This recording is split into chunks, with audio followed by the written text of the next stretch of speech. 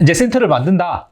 기본적인 틀은 저희가 말씀드렸어요. 그러면 우선 첫 번째 방향을 파악하라 라고 제가 말씀드렸는데, 방향은 어떤 방향을 말씀드리는 거냐면 동서남북을 먼저 파악을 해야 됩니다. 뭐 듣고 나면 별거 아니죠. 동서남북을 먼저 파악을 해야 되는데, 아시겠지만 북쪽으로 사람이 눕지는 않잖아요. 그럼 동서남쪽으로 어르신들이 눕는 자리를 나중에 만들어야 되는 거고, 그리고 내가 어르신들이 눕는 힐링실이나 수면실을 어느 방향으로 만드냐에 따라서, 만약에 제일 추운 방향으로 해가 제일 드는 쪽으로 만들어 놓으면 내가 난방비도 많이 들겠죠.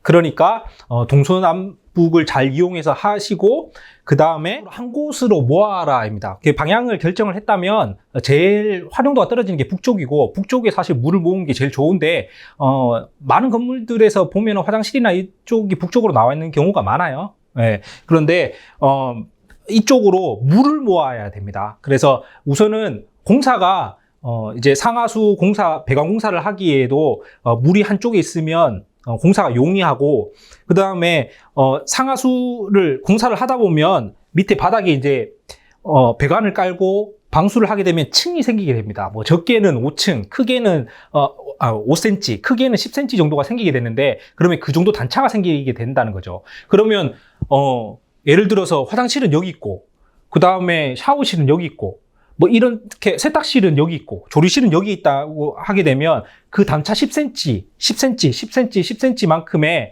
경사로를 다 만들어야 되는 거예요. 그러면 그 경사로만큼 10cm, 1.8m만큼의 공간을 여기도 버리고, 저기도 버리고, 저기도 버리고, 여기도 버리게 됩니다. 그렇기 때문에 물을 한 곳으로 모아서 단차를 최대한 한 곳에서 그 공사를 하고, 그 단차를 한 번에 없애는 게 가장 용이한 방법이라는 것을 명심하시면 되고, 그리고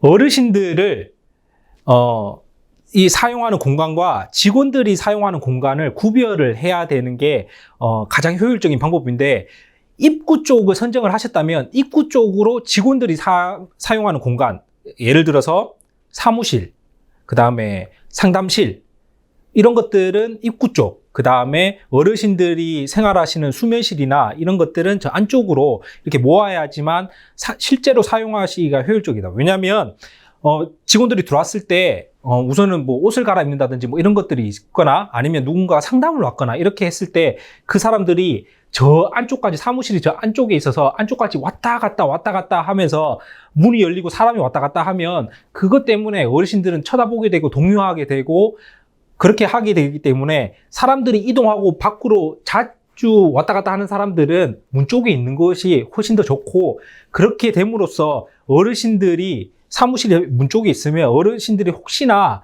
치매가 있거나 밖으로 나가고 싶어 하시는 어르신들이 있으면 그거를 우리가 기본적으로 매일 모니터링을 할 수 있고 사전에 방지할 수 있기 때문에 어르신들을 안쪽으로, 그리고 직원들이 있는 공간을 바깥쪽으로 해서 설계를 하는 게 가장 좋은 방법 중에 하나라고 말씀드릴 수 있겠어요. 자, 입구 쪽으로 이제 가보면, 입구에는 보통은 뭐가 있을까요? 우리가 뭘 만들어야 될까요? 신발장을 만들어야겠죠. 근데 신발장을 만들 때 대부분 그냥 신발장만 만드시게 되는데, 그 신발장 옆에는 꼭 의자를 만들어 놓으시기 바랍니다. 어르신들이 한번 나갈 때 적어도 3분, 뭐 많게는 뭐 7, 8분까지 어르신들이 나가게 되는데, 그 어르신들이 뭐 워커를 끄시는 어르신들도 있을 거고, 거동이 불편하신 어르신도 있을 거고, 이런 어르신들이 신발을 다 갈아 신고 기다리는, 엘리베이터도 기다려야 되고, 이런 공간에 앉는 의자가 있어야지만 편하게 기다리실 수가 있고, 그리고 어르신들이 그걸 아셔야 돼요. 보면 송영하고 집에 가시는 시간이 다 다른데, 뭐 예를 들어서 4시 반부터 시작해서 차가 뭐 15분 단위로 20분 단위로 계속 있다고 쳤을 때, 첫 번째 어르신이 나가기 시작하면 많은 어르신들이 자기도 집에 갈 준비를 그때부터 하시고 문 앞에 다 앉아 계십니다. 근데 문 앞에서 서성서성거리다가 혹시나 넘어지시거나 안전사고가 발생을 할 수 있기 때문에, 낙상을 방지하기 위해서도 여유 있을 만큼의 의자나 벤치가 입구 쪽에 있는 것이 센터를 나중에 운영하시는데 실제로 도움이 되실 것이니까, 그거를 아셨으면 좋겠고, 그 다음에 입구 옆쪽에 사무실이나 상담실을 만드는 게 가장 좋습니다. 그리고 사무실을 만들 때는 아까 말씀드렸다시피 내가 몇 인짜리 주간보호를 만들었을 때 그 주간보호에는 모르겠으면 공단 사이트 들어가서 자기가 생각하는 정원과 비슷한 센터를 보세요. 거기에 들어가면 여기에는 사회복지사가 몇 명이 근무하고 간호조무사 몇 명이 근무하는지가 나오니까, 그러면 우리 센터에는 사무실에서 일할 인력이 5명 정도 되는구나. 그러면 적어도 1200짜리 책상이 5개가 들어가야 되는구나. 그리고 그게 프린터도 있어야 되는구나. 그리고 어르신들 서류를 해야 될 캐비넷도 있어야 되는구나. 그거를 그려보고 그만한 크기의 사무실을 만들어 줘야지만 실질적으로 나중에 캐비넷은 바깥쪽으로 빼고 다른 선생님들이 밖에 나가서 다른 뭐 프로그램실이나 물리치료실을 잡아먹으면서 거기서 일하는 그런 상황이 안 생기니까 그런 것들을 꼭 인지를 하시고 하시면 좋을 것 같습니다. 그리고 아까 말씀드렸다시피 사무실은 앞쪽에 위치하는 것이 좋은 게 상담을 하는데도 용이를 하고 선생님들이 왔다 갔다 하기도 용이하면서 어르신들을 모니터링 하기도 좋으니까 꼭 사무실은 최대한 앞쪽으로 빼시면서 그렇게 공사를 하시면 될 것 같고요. 조리실 같은 경우에도 사실은 북쪽이지만 입구랑 가까운 쪽에 조리실이 있는 게 제일 좋아요. 왜냐면 어쨌든 우리는 매일 만약에 조리를 직접 한다고 했을 때 식자재가 매일 왔다 갔다 해야 되고, 누군가가 뭐 새벽에 뭐 이런 식자재가 배달이 오는 경우도 있겠지만 중간중간에 식자재를 옮기는 경우가 많으니까, 그리고 뭐 음식물 쓰레기라든지 이런 것들을 갖다 버리는 경우가 왔다 갔다 하는 동선들이 많으니까, 그리고 여기는 어르신들이 들어가면 안 되는 공간이니까, 그렇기 때문에 문 쪽에 어르신들이 이동하는 동선에 보이지 않게끔 그렇게 해서 조리실을 만드는 게 가장 좋습니다. 그리고 세탁실 같은 경우에는 별도로 만들거나 아니면은 뭐 흔히들 샤워실 안에다가 세탁기를 놓고 그냥 그거를 이제 세탁실로 해서 쓰시는 경우가 많은데, 그렇게 하면은 선생님들이 사실은 힘드세요. 왜냐하면 세제를 거기 둘 수가 없거든요.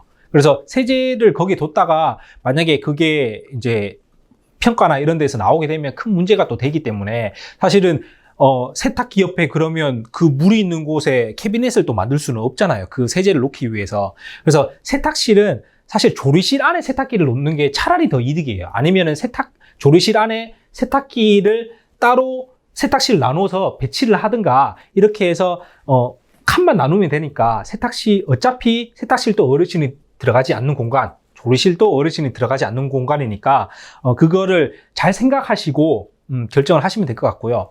화장실 같은 경우에는 일단은 뭐 장애인 화장실이 뭐 있다고 쳤을 때는 그거 외에 내가 장애인 화장실 하나, 그 다음에 남자 어르신 하나, 여자 어르신 하나 있다고 쳤을 때 일반 화장실이 당연히 더 있어야 됩니다. 실제로 변기 하나하나 가지고 예를 들어서 내가 뭐 50인 주간보호를 하는데 그 어르신들을 다 수용할 수가 없어요. 그리고 직원까지 포함하면 70명이란 사람이 어떻게 변기 하나로 살아가니까 말이 안 되잖아요. 그래서 화장실은 당연히 만들어야 되는 것이고, 화장실을 만들 때는 가능하면 센터 중앙에 한쪽 벽 중앙에 만드는 게 제일 좋습니다. 그렇게 해서 어느 동선에서든 화장실을 왔다 갔다 하기가 편하게끔 그렇게 만들어주는 게 좋고, 당연히 남자 화장실보다는 여자 화장실이 좀 더 크게, 왜냐면은 일반적으로 여자 어르신들이 과 남자 어르신들 비교했을 때 비율이 7대3, 8대2 정도가 되니까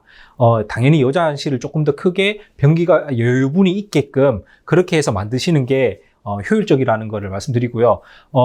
샤워실은 여기서 포인트는 2개인데, 우선은 샤워실에도 양변기를 추가로 설치해 주는 게 좋습니다. 그 이유는 어르신이 이제 뭐 어떤 어르신이 뭐 실수를 했거나 뭐 이렇게 했을 때 어르신을 씻겨드리고 이렇게 처리를 하면서 같이 화장실을 이용하거나 해야 되는데, 이제 여유분의 화장실이 하나 더 있는 거니까 좋고, 그리고 내가 만약에 센터에서 목욕하는 날이 뭐 보통은 날을 지정해서 하잖아요. 수요일, 목요일이다. 그러면 월요일, 화요일, 금요일 뭐 다른 날들에는 이 샤워실을 화장실처럼 또 사용을 할 수 있으니까 그런 또 장점이 있습니다. 그리고 또한 샤워실을 만들 때 그냥 샤워실을 만들려고 하니까 그냥 물만 나오는 샤워실만 이렇게 크게 만드시는 경우가 있는데, 샤워실에서 더 중요한 거는 사실은 샤워실보다는 탈의실입니다. 샤워실보다 오히려 탈의실이 더 커야지만 직원들이 그리고 어르신들이 시키기가 좋아요. 실제로 보면 어르신들을 이제 목욕을 시켜드릴 때 목욕 자체가 힘든 게 아니라 어르신들 옷을 벗겨드리고 입혀드리고 닦아드리고 하는 게 그 머리를 말려드리고 하는 그런 과정들이 훨씬 더 힘들거든요. 그렇기 때문에 탈의를 하고 옷을 입혀드리고 이런 과정, 그다음 머리를 말려드리고 이런 과정들을 보통은 요양보호사 선생님들 두 분이서 하시게 되고, 씻겨드리는 거는 그냥 목욕 의자가 있으면 거기에 선생님 한 분이 이렇게 해서 씻겨드릴 수가 있기 때문에 적어도 선생님들 두 분, 그 다음에 어르신까지 포함해서 들어갈 수 있는 넉넉한 크기의 탈의실이 있어야 되는 거고, 샤워실은 두 분 정도 들어갈 수 있는 크기의 샤워실을 만들어서 그렇게 해서 만드는 게 가장 효율적인 샤워실을 만드는 방법이라고 말씀드릴 수 있겠습니다.